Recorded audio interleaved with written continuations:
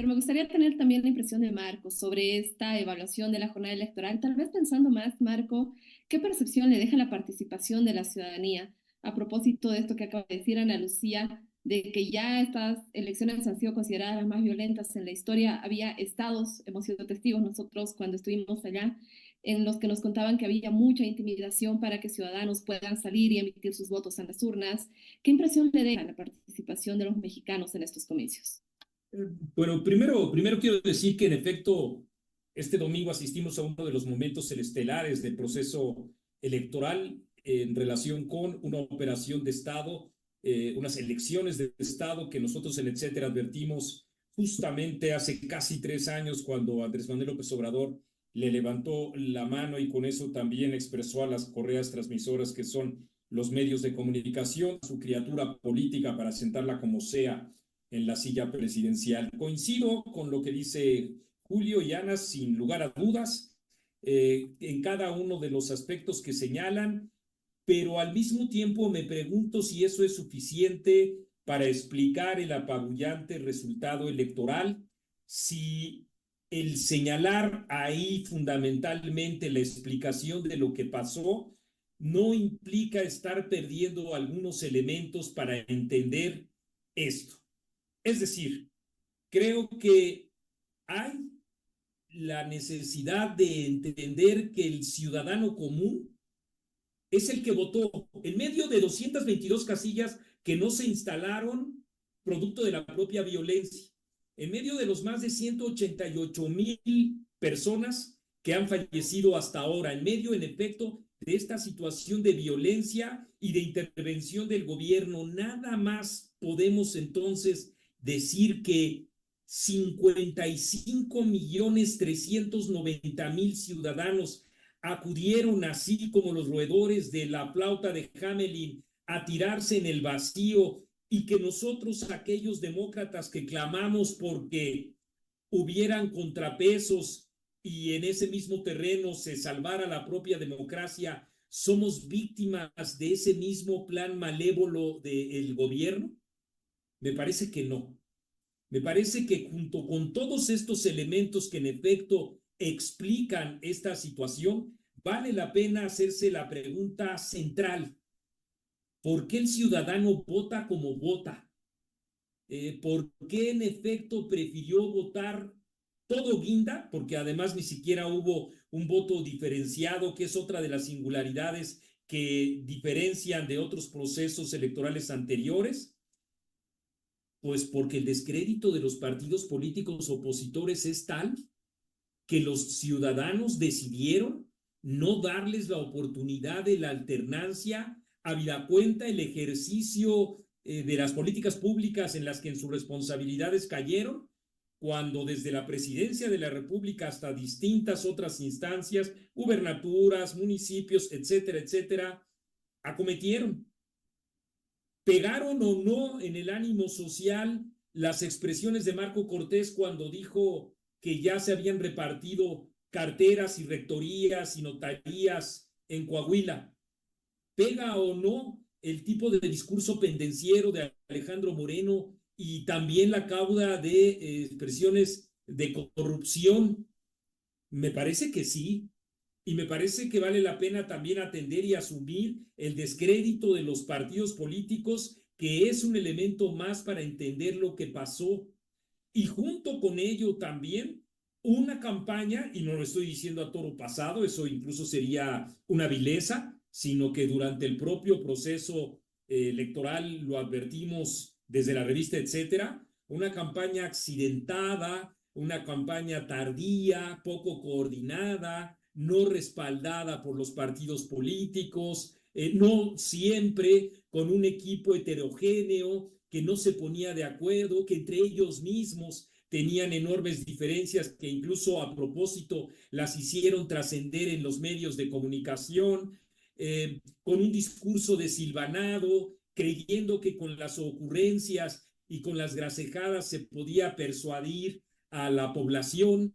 En fin, creo que son distintos elementos los que también vale la pena reflexionar con autocrítica si queremos mirar con crudeza, a veces incluso hasta con rudeza, la derrota electoral que también sufrió la oposición, porque junto con todo el respaldo que los ciudadanos, casi el doble de lo que le dieron a la coalición opositora, no es explicable nada más con los métodos de Andrés Manuel López Obrador para asumir una conjura. Sabíamos que se trataba de un proceso inequitativo, que el gobierno había intervenido de manera ilegal con recursos, e incluso dijo Marcelo Ebrard en septiembre del año pasado, de procedencia ilícita para aludir a Claudia Sheinbaum, aunque ahora sea su vocero. Sabíamos todo eso y creo que además con este tipo de discursos, digamos, baladís, pues se facilitó a un triunfo electoral. Yo me niego a decir que el ciudadano promedio mexicano es tonto y punto.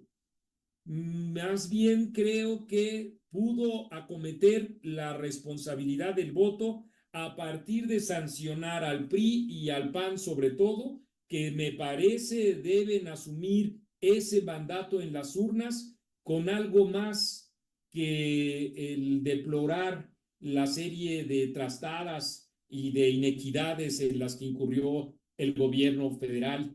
Y ese algo más, entiendo que es pronto, pero no soy optimista de que se haga y de que se haga con prontitud y crudeza, se llama autocrítica. Y creo que ahí también se encuentra una beta muy importante de reflexión. Gracias, Marco. Vamos a seguir justamente con esto que acaba de decir, la autocrítica, y tratar de entender por qué el mexicano votó como votó, que me parece un elemento fundamental en esta conversación.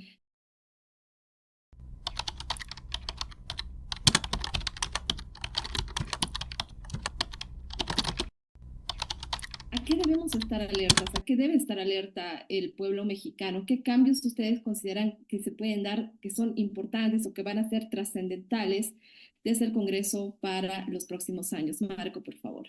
Oh, la respuesta es obvia, ¿no? Lo advirtió el presidente de la República, el famoso Plan C, que implica el desmantelamiento de las instituciones, pero en esta ronda me falta justamente aludir a estos aspectos que han señalado Julio y Ana, que Adelante. bien ha dicho Julio, somos buenos amigos, entre otras cosas, gracias a Carlos Castillo Peraza, que hace 30 años, cuando presentó mi primer libro, dijo que ese libro, Chiapas, la guerra en el papel, era un extraordinario material informativo, pero que estaba pésimamente escrito. Yo tenía 27 años y me costó mucho trabajo digerir la crudeza, incluso la entendí en su momento como la rudeza, aunque a final de cuentas en una parranda que no viene el caso especificar, nos dimos un abrazo y le agradecí esa enseñanza de entender con franqueza, y eso es justamente lo que trato de hacer en los siguientes segundos. Primero, ¿qué hablamos cuando hablamos de la sociedad civil? Desde mi punto de vista en estos momentos es el nombre político de los exiliados de los partidos, el fenómeno político de los partidos que cerraron la puerta a valiosos activistas que valdría la pena que hubieran estado en los partidos, que de hecho fueron relegados y que en consecuencia entendieron o acudieron a ese tipo de canales. Dos, ¿es esa la sociedad civil o el nombre con el cual se pueden apropiar activistas que no forman de parte de partidos políticos? ¿O el concepto es mucho más amplio y esta sociedad civil, cuando me refiero a sociedad civil, me refiero no a la etiqueta, no al rosa que ustedes saben que yo usé, que yo promoví, etcétera, y que simpaticé con ese extraordinario esfuerzo, que no haya duda, que considero que hizo justamente la Marea Rosa? Yo creo que, en efecto, el picarse el ombligo a uno mismo hizo que, y habláramos como si fuéramos la sociedad civil, hizo que perdiéramos justamente la comunicación con el ciudadano de a pie. Y ahí hay una beta muy importante, porque no se trata de la flagelación, sino de asumir y entender que otro de los errores que tuvieron los partidos es la selección de sus candidatos. Relegaron a estos activistas que se cobijaron en la sociedad civil y lograron ya carteras o diputaciones o senadurías más o menos seguras y sálvese quien pueda. Ahí contesto. El sálvese quien pueda es el desmoronamiento constitucional que implica la desaparición de la Suprema Corte de Justicia y su integración por otros métodos, la desaparición de los organismos autónomos y de gobierno y en particular el Instituto de la propia Transparencia, la continuidad de los ataques hacia el INE, incluso para que llegue a ser parte de la propia Secretaría de Gobernación. Eso es lo que le facilitamos. Medios de comunicación independientes como el de La Voz, activistas que hablaron en nombre de la sociedad civil no teniendo comunicación con la sociedad y partidos en defensa de sus propios privilegios, todo eso y campaña desastrosa, todo eso me parece que fue lo que facilitó a estas elecciones de Estado que impulsó el presidente de la República. Gracias y permíteme hacer algunas puntualizaciones, porque Marco se refirió a la sociedad civil como una sociedad civil que se adjudica toda la representación de la sociedad civil. Y cuando, querido Marco, cuando tú hablas de los periodistas, pues no puedes hablar a nombre de todos los periodistas y eso no te quita tu calidad de periodista. Y cuando nosotros hablamos de sociedad civil, no hablamos a nombre de toda la sociedad civil y eso no nos quita nuestra calidad de sociedad civil. Lo que pasa es que somos quienes estamos más visibles y vivimos una batalla. Pero siempre hemos dicho que la sociedad civil es sumamente plural, que es un mosaico. Y siempre aclaramos quiénes eran los que nos iban acompañando en esta gesta. Es más, siempre publicamos incluso sus nombres y sus logotipos para dejar muy claro que éramos un grupo de organizaciones de la sociedad civil y nunca dijimos somos toda la sociedad civil. Y esto es importante decirlo.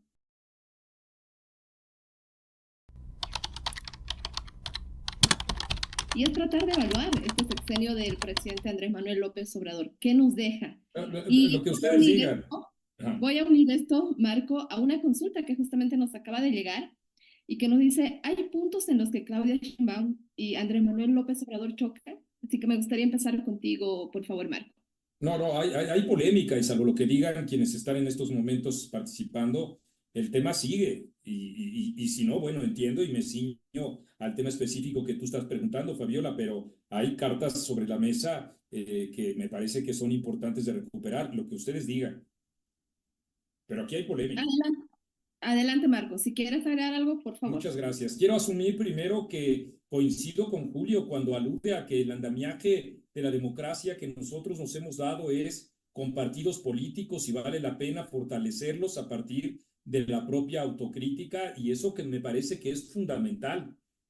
Coincido con él naturalmente también en el hecho de que, pues sí, en efecto, las propias candidaturas se van construyendo con tiempo, con perseverancia, aunque al mismo tiempo me parece que sí ha ocurrido, lo dije hace 10 minutos, distintos actores políticos fueron relegados de los partidos y se convirtieron en la sociedad civil.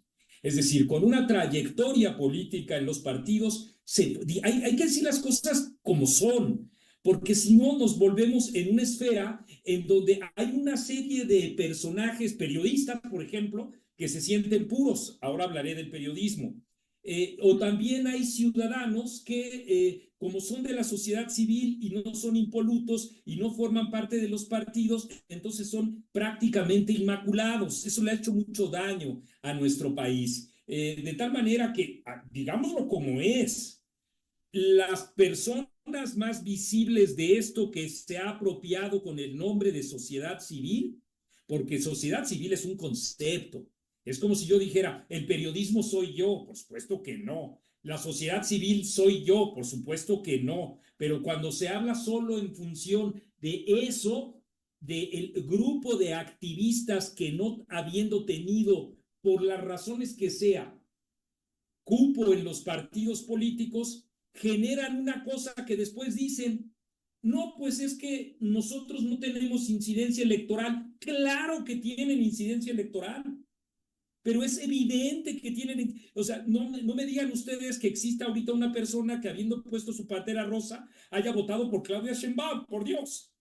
O sea, hay una incidencia electoral muy clara y hay que decir las cosas como son. Uno. Dos. Si a mí me decían, viene el tercer evento de la Marea Rosa, yo decía, doble contra sencillo a que hablan o animan el evento Ana Belauzarán y Amado Avendaño. Claro que sí, pues así estaban y ese era su protagonismo político, ¿no? Hay que decir las cosas sin pena, con una desventaja. Los partidos políticos frente a la ley tienen la obligación de mostrar sus recursos y decir cuántos los recibieron y a quiénes los pagan. Julio, tú mismo con la serie de actividades que llevas a cabo necesitas presentar con una puntualidad y con una burocratización impresionante los recibos que tú acopias cuando le pagas a un conferencista. Esa transparencia no la tiene la sociedad civil, la Marea Rosa, o las mamparas se pusieron solas. Y mi tía Chonita de la sociedad civil puso la mampara y puso el sonido. ¿Ustedes creen que nosotros recibimos como medio de comunicación una invitación, dado que éramos de los pocos medios que cubrían sus actividades, a asistir en el templete? No. ¿Ustedes creen que recibimos boletines de prensa como los que recibimos del PAN, del PRI y del PRD para difundirlos?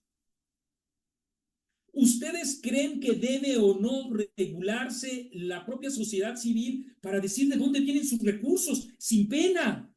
¿Vienen o no de Claudio X González? ¿No vienen? No, ok, no vienen. ¿De quién vienen? Eso hace mucho daño. A mí me queda muy claro que los recursos de los partidos están regulados y que sin duda debe haber algunas anomalías. No me cabe la menor duda. Pero al mismo tiempo también creo que hay una norma que los regula. Lo otro es como que hacerle al puro que encuentra un eco para hacer política porque no pude ser candidato y a la hora de convocar a las grandes masas me coloco en la palestra, salgo yo como activista político y luego digo, no, no estoy haciendo campaña electoral. Por Dios. Gracias, Marco. Claro que tenemos que haber algunas personas que damos la cara, querido Marco, por supuesto, y aquí estoy, y aquí estaré. Y las veces que me inviten a hablar al micrófono, porque lo hago bien o lo hago mal o lo hago más o menos, lo seguiré haciendo, feliz de la vida, Marco, porque se necesita alguien que agarre el micrófono, ¿no? Y si Belauzarán, que lo hace extraordinariamente bien en su estilo, lo sigue haciendo, qué bueno, o Amado, o quien sea.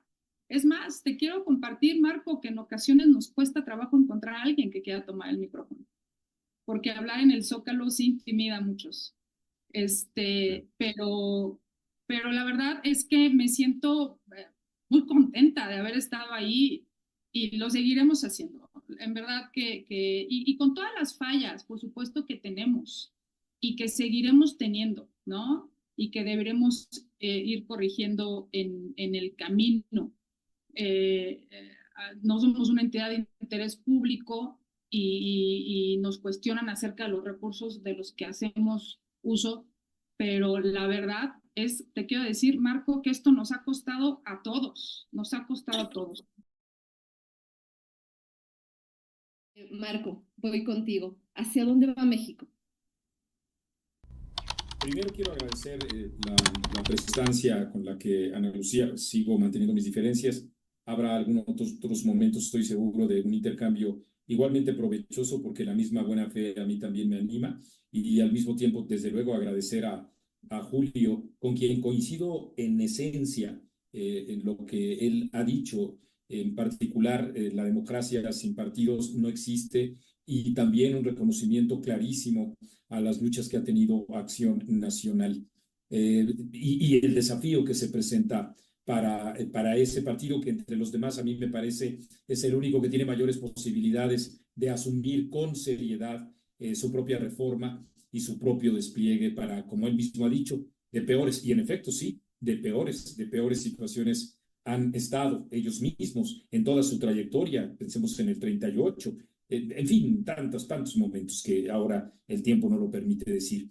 ¿Hacia dónde va el país? Sí, pues lo han dicho con toda claridad tanto Andrés Manuel López Obrador hoy en la mañana, soberbio ante la victoria, que en efecto es el segundo piso de la transformación, que implica el desmantelamiento de las propias instituciones, la asociación entre no tener una guerra contra los narcotraficantes y simultáneamente incentivar el cúmulo de homicidios que ocurren en el país. Me parece que vamos a asistir no a un retroceso democrático, no vamos a regresar a los 60s y los 70s. Estamos asistiendo infortunadamente en estos momentos, la fundación de un régimen político de corte autoritario. Ese tamaño es el andamiaje político que está diseñando y lo hizo desde el primer día de su administración presidencial Andrés Manuel López Obrador, para ir desmantelando esas propias instituciones. Son iguales, sin duda. Dijo Andrés Manuel López Obrador, aquí tengo el dato, el 12 de mayo de 2012, gobernaré para todos, así dijo él. El día de ayer, 2 de junio, dijo Claudia Sheinbaum, gobernaré para todos. Se ciñen a un libreto populista, es todo lo contrario, no está en su función dialogar y acordar con el otro.